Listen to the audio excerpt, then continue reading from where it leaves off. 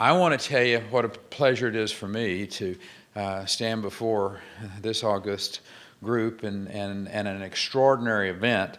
I'm excited to be here. I just left an interview with Business Week, and I tried to tamp down my excitement just a little bit, but this is, Robin, a great opportunity for all of us, and to talk about some of the most promising developments in science and medicine in generations, I believe. And this conference represents another step in the growth of the industry. The industry, I hope and expect, to be centered right here in the Lone Star State. I shared with that reporter that I'm not shy about asking people to relocate their companies here or to start your company up in the state of Texas. So all of you who are from outside of the state of Texas, come on in. The water's fine. You will find an amazing environment in this state of innovation, of that wildcat spirit that started this state back through the generations.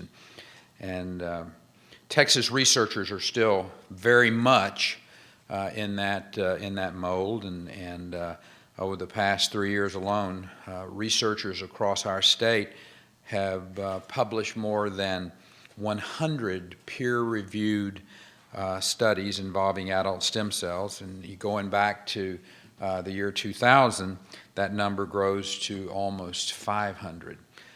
So no one should misunderstand. Regenerative medicine is an industry that Texas wants to be a major part of. Adult stem cells and regenerative medicine hold the promise of miracles. Dr. Gordon, I know as you have your panel that we will hear stories that most likely will get into that descriptive term, that some who have had those treatments will call it a miracle. Individuals who are facing an uphill battle with a spinal cord injury, trying to recover from the ravages of heart disease, seeing that Alzheimer's patient and the cruelty of that disease being impacted by adult stem cells. Regenerative medicine can help these people. And I happen to think so very much more. There's almost no field of medicine that can't be advanced by the research that you all are conducting, by treatments that you are either applying or developing. Texas is the perfect place to make that happen. Texas has always been this natural fit for innovation and for creative people to come and try to accomplish what has never been done before. From the development of the integrated circuit, Robin, back in the 1950s, through the very heart of the space race. Texas was a very big part of that with Johnson Space Center. As a matter of fact, I think some of the first words that came back from the moon was Houston. Life-saving treatments that we're seeing today, I shared with just a little earlier in that conversation about people around the world. When cancer is the subject, when you hear that word that your loved one or you are being impacted by this disease that is one of the, I guess, scariest in the world. MD Anderson, right in this city, the Texas Medical Center, which I might add, there are more doctors, nurses, researchers, scientists go to work there every day than any other place in the world in Houston, Texas. We have been on the cutting edge of ideas for a long time.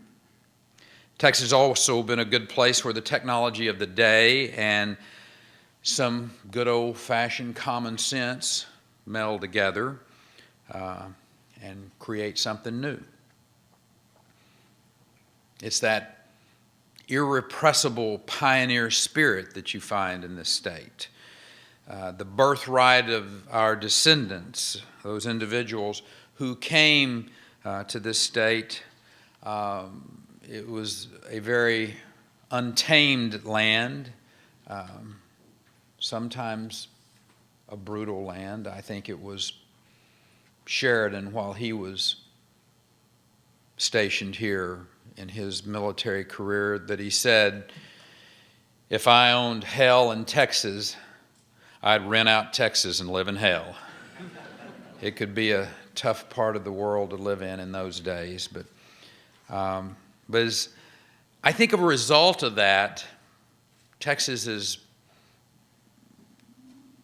bred some pretty indomitable spirits in people.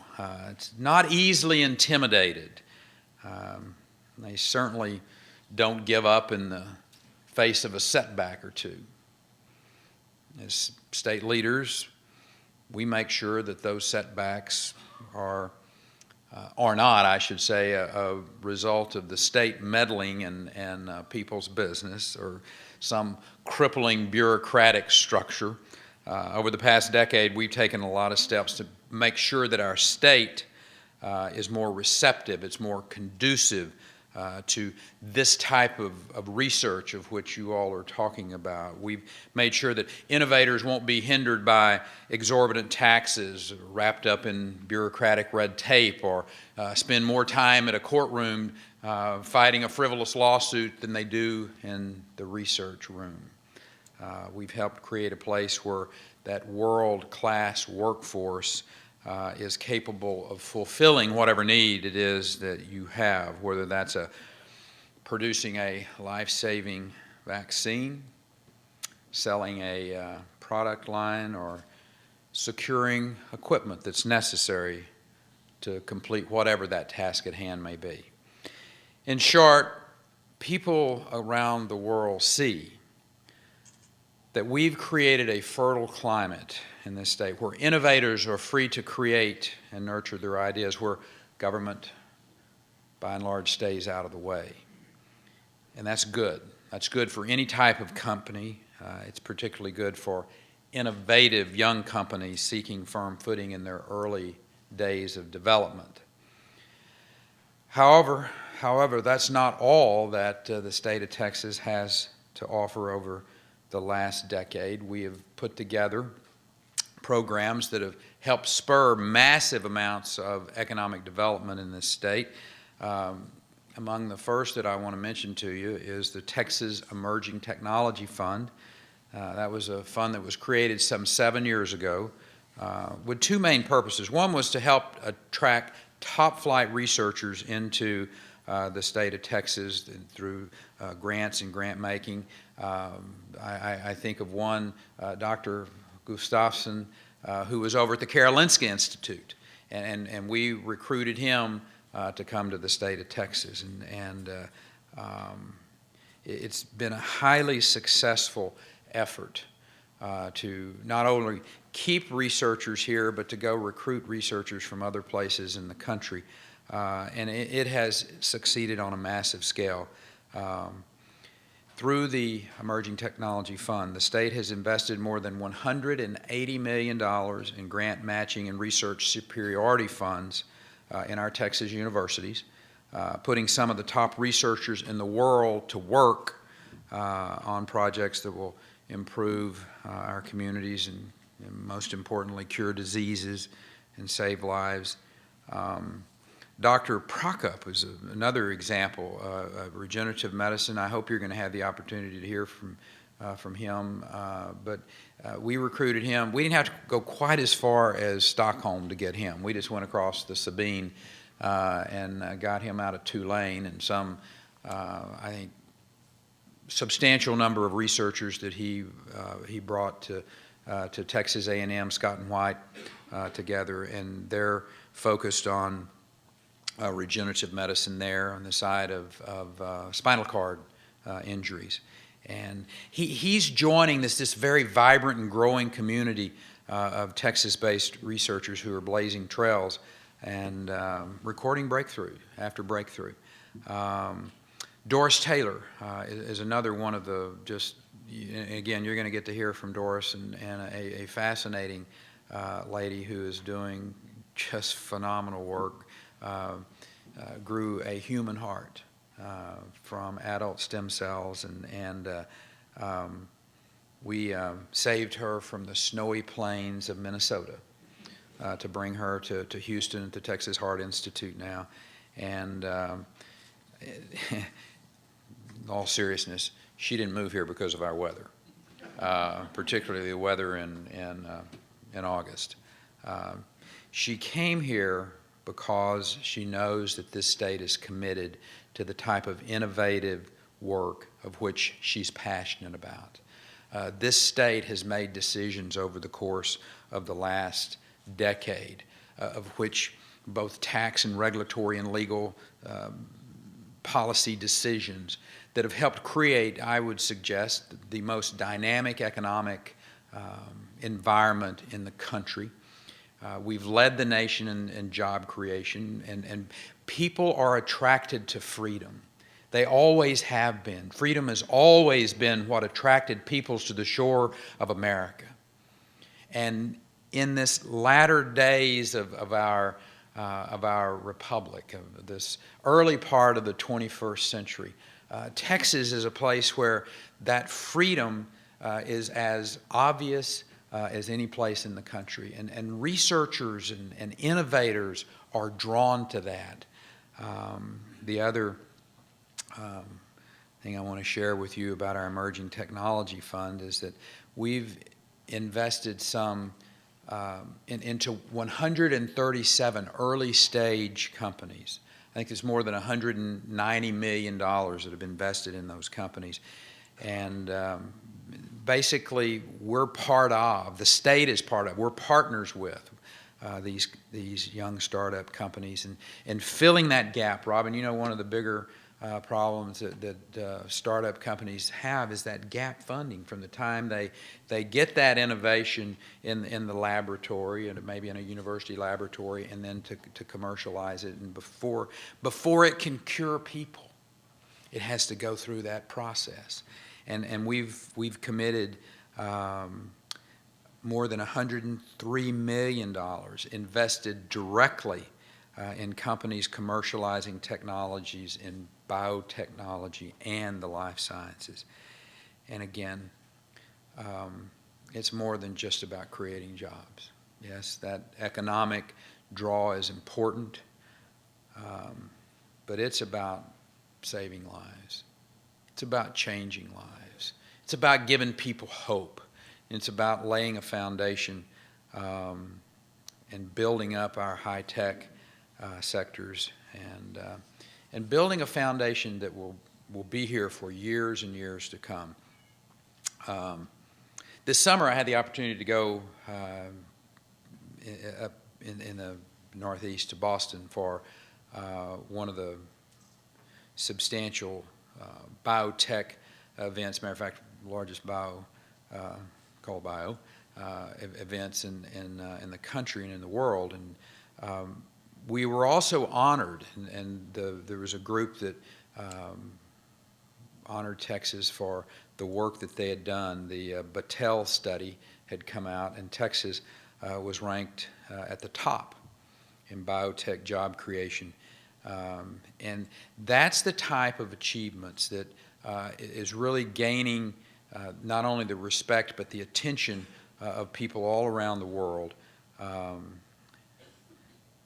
That is the story of what's going on in the States. One of the reasons that as Robin Young and I were talking throughout the last year about let's do this conference in Texas, because what you had done since I think '07 in New York was extraordinary and good and very productive. But to come to Texas to add to what you're doing in New York.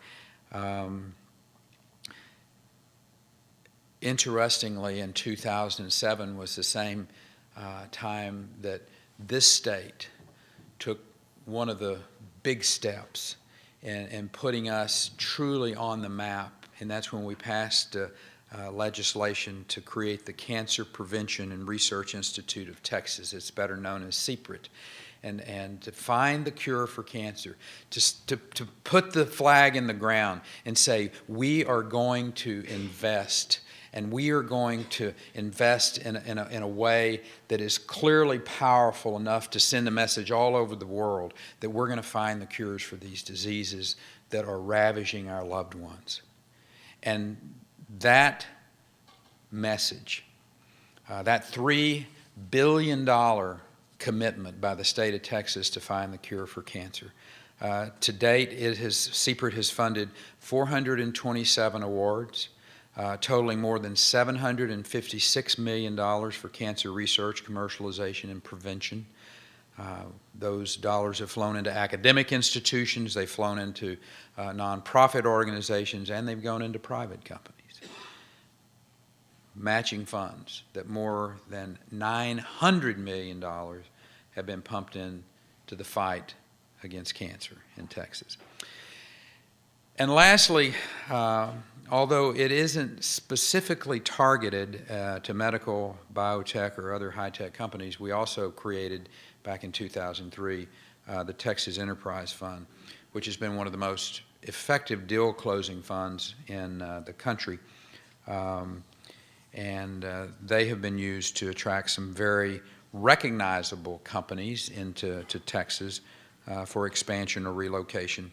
And I think $98 million of that has gone for biotech companies, names that you will be familiar with: Medtronics, Becton Dickinson, Scott & White, Hanger Orthopedic. All of those have expanded or relocated here. And I want to wrap up with those of you who are not from Texas may not be quite as familiar with this because it's a relatively new announcement, but one that I think has the impact to truly change the world.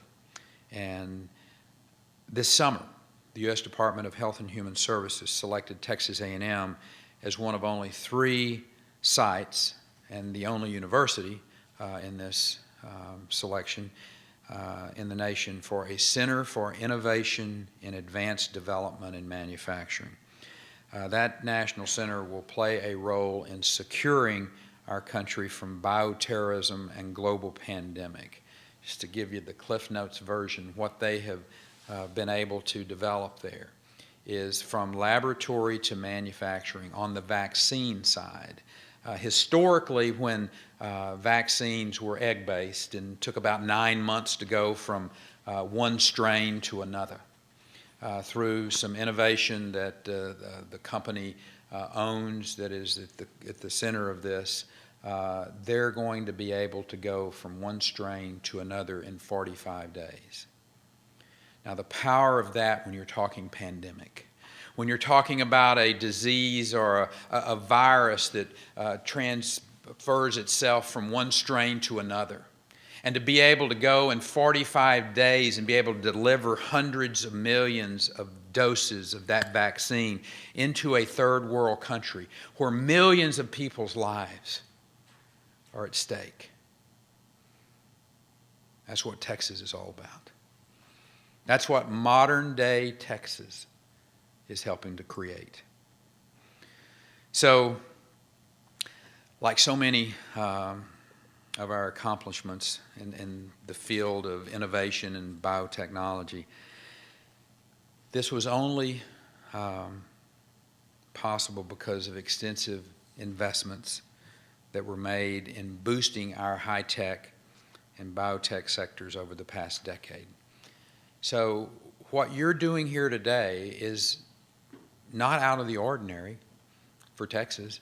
This is a rather common step, I would think. This should be a normal process of which we're going through in this state, of adult stem cells and the potential impact that they have in the world that we live in today.